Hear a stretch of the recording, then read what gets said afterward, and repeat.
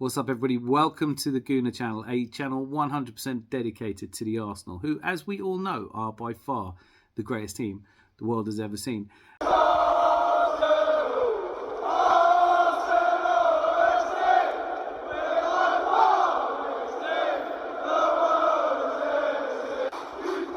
And it's a beautiful summer Sunday. Transfer window that honestly I can't remember a better one. We've done £200 million worth of transfer money before July even started on players that we really needed that fit into positions that we were short of. It really looks like we're going to give it our best shot to overtake Man City and stop them winning 4 Premier Leagues in a row for the first time ever. Now, having done all that business, I think most of us are expecting that the transfer window is going to be a little less busy than it's been at the start. But that hasn't stopped us being linked with almost everybody who's anybody in world football and looking for a move. And what I thought I'd do is have a look at the 4 big names that are standing out today for me as possible Arsenal transfers. And the first of them, well, names just don't get any bigger in football. Arguably the best number 9 there is. Paris Saint-Germain's Kylian Mbappe. They signed him 3 years ago for £180 million. And recently he said he would not be triggering his 1-year contract extension and intended to leave at the end of his contract in 2024. Now, obviously, this didn't go down too well with Paris Saint-Germain. They know if he leaves on a free transfer in 2024, that's a huge amount of money to have lost, particularly when you remember that he has in all that time been earning a roughly £850,000 a week as his salary. They are naturally very keen to sell him on to a club that can afford not only to buy him, but to pay his wages. And that's the big problem. The biggest talk for a long time was Real Madrid. But it seems increasingly that Real Madrid would be happier to wait till the start of 2024 rather than spend 150 million and offer him a roughly £200 million wage packet for a 4-year contract. It's a huge amount of money. Now, because there doesn't seem to be anybody else who's interested in signing him. We know Manchester City are happy with Erling Haaland, and why wouldn't you be? He definitely gets you goals. Chelsea could be a team that would look to bring in someone like Kylian Mbappe. They've certainly done wackier things before, but there's no real speculation about that at the moment. So as it stands, there just aren't the teams out there that have the money to pay up front, and most teams are therefore looking to wait till 2024, and it's that transfer speculation that has led to people saying that Edu Gaspar, who has done some amazing deals already this transfer window, seems like he's contemplating whether we should put a proposal through to Kylian Mbappe's mother, who's his agent, regarding a 2024 free transfer. Now, let's be really clear here. If Kylian Mbappe gets to 2024 without being sold by Paris Saint-Germain, the most likely destination certainly is Real Madrid, who have a chance at least of paying those kind of wages. We do not pay $850,000 a week to anybody. There's been a lot of reporting around Kai Havertz being our best paid player. I think a lot of that has to do with potential bonuses that you could achieve.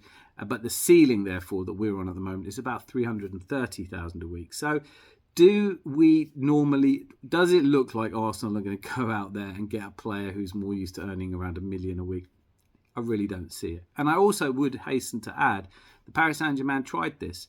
Go out and buying the best players. They spent 222 million euros on Neymar. They spent almost the same amount on Kylian Mbappe, and of course they offered Messi a huge and lucrative contract. They reached only 1 European Champions League final. So it isn't always about going out and getting the biggest name player. But certainly all the speculation and all the talk is that Arsenal are considering a move for Kylian Mbappe. We know that Kylian Mbappe was very strongly pursued by Arsene Wenger before he made the full transfer to Paris Saint-Germain, and we even offered 96 million. At the time, he turned us down because we weren't in the Champions League. I don't really think that we're a club that Kylian Mbappe is desperate to play for. To me, it looks very much like it's Real Madrid or nothing. I'll keep you posted if anything changes on that one. But staying with number 9s, a player that Arsenal were very strongly connected with last season was Dusan Vlahovic. Now, he signed for Juventus for around 66 million last season after 3.5 glorious years at Fiorentina, where he scored 44 goals in 98 appearances and won Serie A Young Player of the Year. He's still only 23 years old, hasn't really worked out for him at Juventus. He hasn't done terribly badly, but he hasn't started every game, and it now looks like he wants to go elsewhere. I think a lot of this is coming down to his agent, Darko Ristic, and the news is really being reported by Calcio Mercato that he is looking for a change. But again, he's a player who has already turned Arsenal down, and I don't necessarily think this is the right time for us to go after him. He would apparently be available for 40 to 50 million, although that's highly speculative.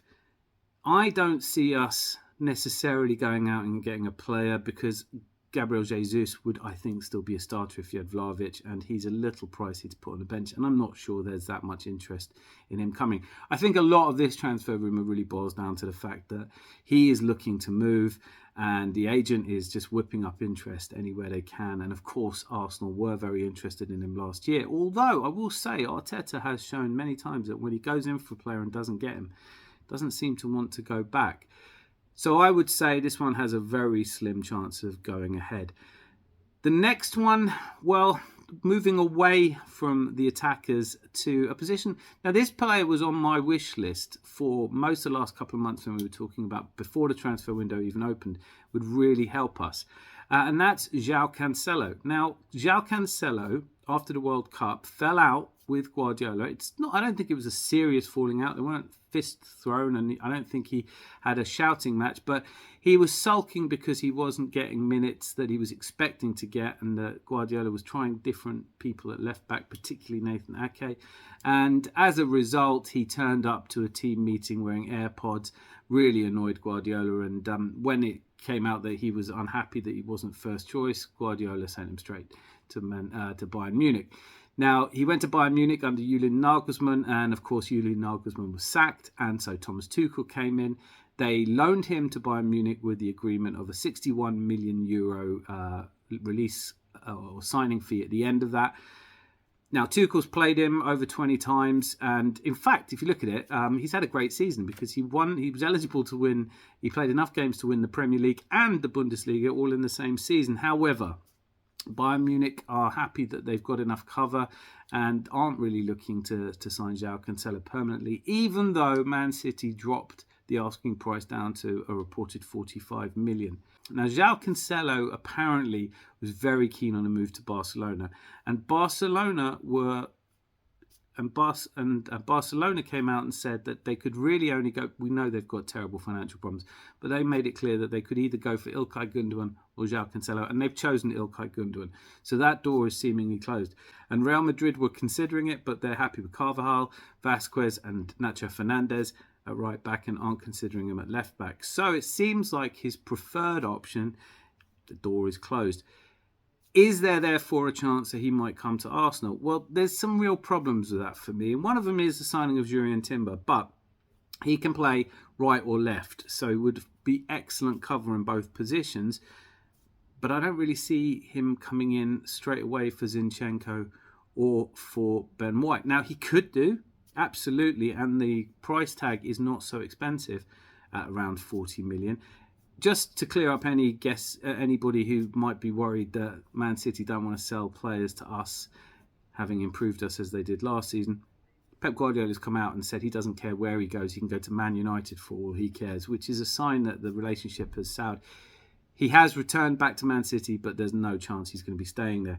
So if you looked at it, for Arsenal, if we do complete the signing of Timber, which looks 99% or bolted on, then on the right-hand side we have Ben White, Jurrien Timber, and Tomiyasu who can play. And on the left we have Zinchenko. Remember, Tierney doesn't look like he's leaving at the moment. Tomiyasu who can play really well there, and Jakob Kivior. So we're already really well covered on the fullback positions, and the truth about why I don't think this is going to happen or should happen anymore is that João Cancelo wants minutes. He wants to be the first name on the team sheet, so it doesn't look like it makes any sense for him to come to Arsenal. But I will keep you updated on that one. He is, without question, one of the world's best fullbacks, and I don't think that there's any truth to the rumour that he's difficult to manage. I think he just came to the end of the road after 4 good years with Pep Guardiola.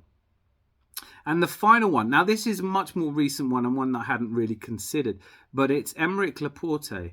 Now, he's 29 years old. He's made 179 appearances for Man City since joining in 2018. He's won 5 Premier League titles, 2 FA Cups. Well, you know the drill. They've won everything and anything that you can win, including the Champions League. But with Josko Gvardiol signing from RB Leipzig for a reported 77 million, it looks like Pep Guardiola is making changes, and Laporte is going to be one to go. I happen to think this would be a fantastic signing because he's available for roughly 25 million. Now, I know that that's speculation. It might go higher. Apparently, Tottenham and Aston Villa are in for him as well. We, of course, do have our centre-backs chosen already with Gabriel and Saliba. We have backups in Timber and White. Is Laporte going to want to come and play for us if he's not a first-choice starter? Or would you drop Saliba or Gabriel for him? He brings obvious experience and a winning mentality, and he is a great centre-back. I wonder if he would come to a team unless he was sure he was going to be starting. So we go back to the problem we have with João Cancelo. I think that this is one to watch, though, because we definitely do need some extra cover. If you look at it in the sense that White is playing on the right-hand side, there is that little gap. If White and Saliba and Gabriel are all playing and you have Kivior on the bench, really aren't the backup centre-backs necessarily. I know Jurriën Timber is now in, but I certainly don't think it would hurt to have somebody of his quality. And I think this would also help us to move on Holding, who I don't really see as being an Arsenal player next season, although lots of love to you. I don't want to see any of these players go, really, but you do have to upgrade if you're going to catch Man City. And Aymeric Laporte, well, he's one of the best centre-backs in the Premier League, so it'd be a coup, and hopefully he doesn't go to Tottenham because they'd ruin him. That's been the top 4, my opinion. Do let me know in the comments if I've missed anyone you think is a bigger potential signing for Arsenal. I think, look, in all seriousness, Arsenal fans, we should be expecting that the next couple of weeks is more about who leaves than who stays. We have business to transact. There are players we are looking to lose, as I did a video yesterday talking about Thomas Partey leaving. Granit Xhaka is supposed to be leaving.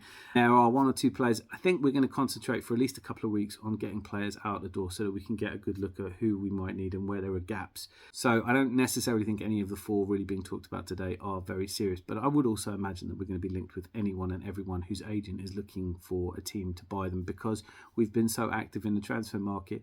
Expect Chelsea to become active. Man City already starting. Liverpool do desperately need to fill midfield positions. But for now, it's great to be linked to all these players that we for so long had so many bad transfer windows. The last 2 or 3 have been absolutely brilliant for us. And long may it continue. Love to hear what you think. And just a really quick thing to say, the last couple of days has been outstanding for this channel in terms of subscribers. If you're a new subscriber, I thank you from the bottom of my heart. You make it all worth doing. And I hope I can keep you watching for a long time to come with new content. I post almost every single day. And till I see you again, be lucky and lots of love.